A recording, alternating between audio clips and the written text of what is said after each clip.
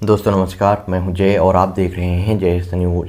महाराष्ट्र में NCP supremo Sharad Pawar ने एक बार फिर से फाइनली अनिल देशमुख के केस को लेकर एक बहुत ही बड़ा स्टेटमेंट दिया है। अनिल देशमुख के बारे में आप सबको पता ही होगा कि अनिल देशमुख को ईडी की टीम ने मनी लॉन्ड्रिंग केस में गिरफ्तार किया है और पिछले काफ़ी टाइम से लगातार अनिल देशमुख जो है जेल के अंदर बंद हैं। अब इन्हीं सब चीज़ों के बीच में एनसीपी सुप्रीमो शरद पवार ने केंद्रीय जाँच एजेंसी के चल रहे दुरुपयोग को लेकर एक बार फिर से बीजेपी पर हमला बोला है। अनिल देशमुख जांच एजेंसियों द्वारा सत्ता के दुरुपयोग का ये सबसे बड़ा उदाहरण है। उनके द्वारा ये स्टेटमेंट दिया गया।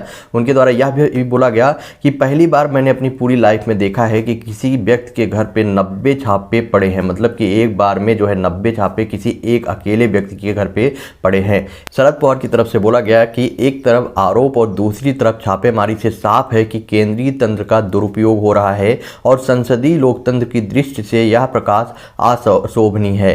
साथ में ही शरद पवार के द्वारा बोला गया कि देशमुख मामले में अब तक 200 से ज़्यादा लोगों को साथ में पूछताछ किया जा चुका है। एक पुलिस अधिकारी यानी कि परमवीर सिंह के कहने पर, उनके सूचना देने पर अनिल देशमुख जो कि मंत्री थे उनको गिरफ्तार होना पड़ा, उनको जेल जाना पड़ा। शिकायत करने वाले से पूछताछ जारी है। कारावास के बाद देशमुख से कितनी बार पूछताछ की जाती है इसके बारे में कोई भी अपडेट नहीं।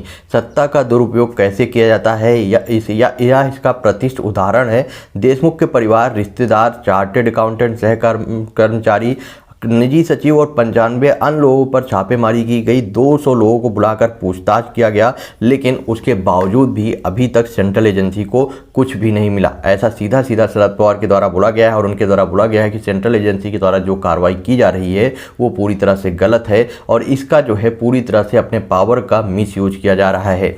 इसके अलावा उन्होंने ये भी बोला कि ईडी ने 50 छापे, सीबीआई ने 20 और आयकर ने 20 छापे मारे। एक व्यक्ति के घर पे ऐसे 90 छापे मारे गए। मतलब कि अनिल देशमुख के घर पे टोटल 90 छापे मारे गए। 90 जिस प्रकार की छापेमारी की गई, इससे पहले मैंने इस तरह की छापेमारी किसी के बारे में नहीं सुना कि किसी एक व्यक्ति के घर पे बार बार छापेमारी की जा रही हो। और सबसे बड़ी बात कि इनके द्वारा ये भी दावा किया गया है कि ईडी, सीबीआई और इनकम टैक्स डिपार्टमेंट को आज तक कुछ भी नहीं मिला, इसीलिए ये जो छापेमारी है वो बार बार की जा रही है अनिल देशमुख के घर पे, जिससे कि उनको लगता है कि अगर बार बार छापेमारी की जाएगी तो कुछ मिल जाएगा। लेकिन आज तक कभी भी कुछ भी नहीं मिला है, इसीलिए ये छापेमारी लगातार जारी है। आपका क्या ओपिनियन है शरद पवार के द्वारा दिए गए इस स्टेटमेंट पर? आप अपना ओपिनियन कमेंट बॉक्स में बताएं और वीडियो को ज़्यादा से ज़्यादा शेयर करें।